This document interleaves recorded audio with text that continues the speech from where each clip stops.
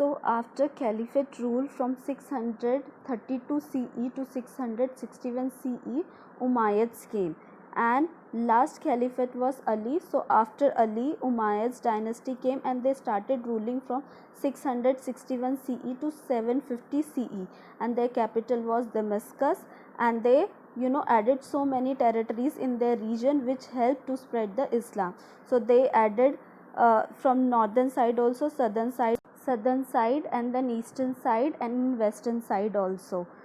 In north from Spain to France, and in south till Sindh, and in east Samarkand, and in west they added the territories along the Mediterranean coast, and they occupied different regions, and all the different regions were divided and put under the control of the governor because it was becoming difficult to administer by one person.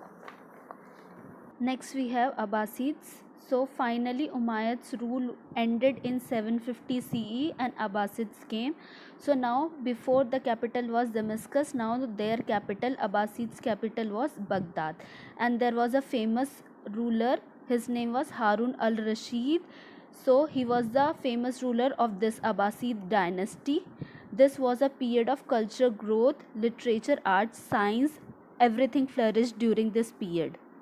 This period was a period of growth because the House of Wisdom, a library. The House of Wisdom is a library which was founded by Harun al-Rashid, and in that great epics and scientific work were kept and they were translated into Arabic language, and some of the famous works on mathematics, science and medicines were also kept in this library, and the Arabs learned the decimal system and concept of zero from India. Now the Abbasids rule came to an end after ruling for almost 500 years.